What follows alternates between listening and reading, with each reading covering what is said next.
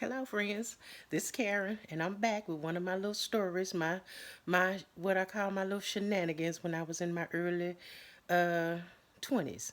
And this right here, I'm gonna title this one, you know, don't be toxic, sis. Move on. That because there was a time I was toxic.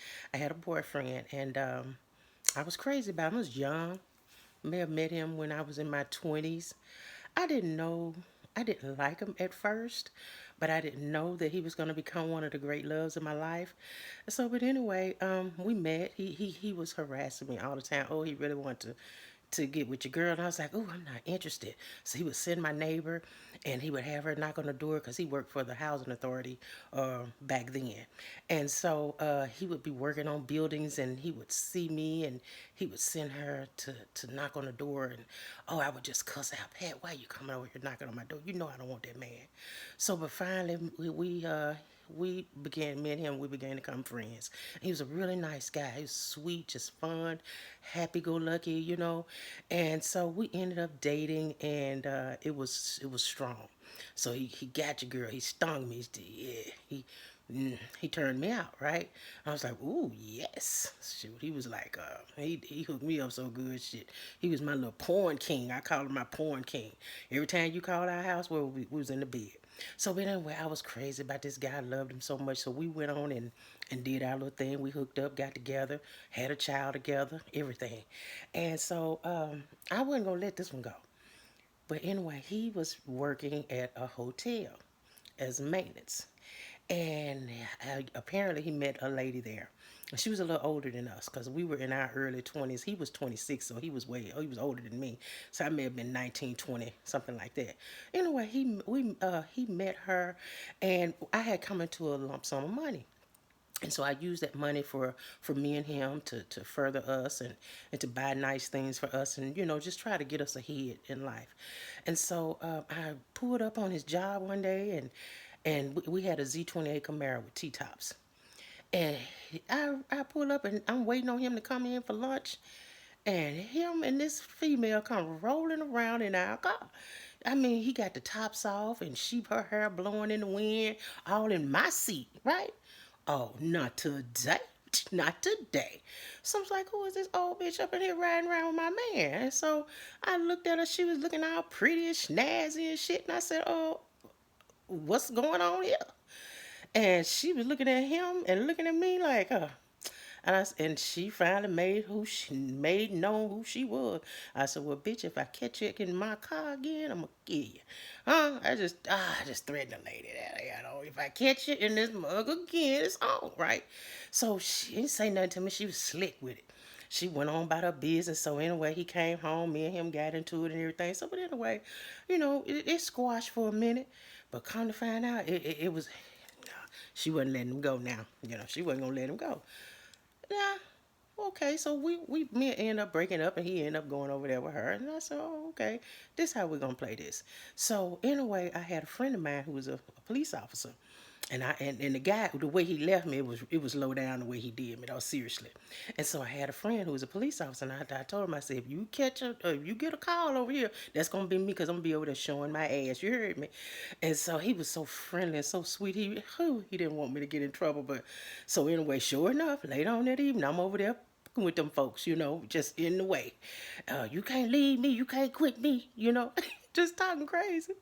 And so the police came, they squashed it, and so he gonna pull a pistol on me. I said, oh, you gonna pull a pistol on me over this bitch? Okay, like we ain't have some kind of history together. Now you gonna pull guns on me. Well, you know what? All right, bet. So later on, I said I was, plotting now. And so I had my son got sick, we had to go to the hospital. He brought her up to the fucking hospital with him.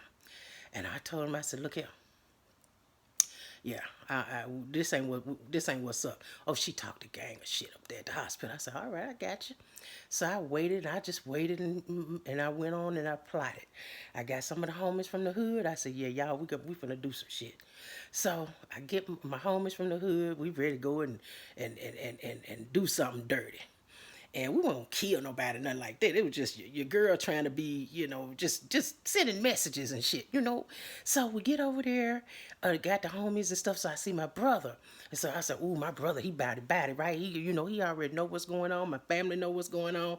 They know I'm hurting, I'm upset. They say, oh, he was low down where he did you and stuff. So anyway, I had told my cousin what I was gonna do, and she went snitched on it to my uncle. My uncle, he raised me, so. And so he knew what I was getting ready to do. And I had already had all my together, my homies together. And he told me, he looked at me, he said, Karen, he said, trouble is easy to get into, but hard to get out of. And I was like, he said, I know he hurt you. He said, I know you're hurting. I know he hurt you.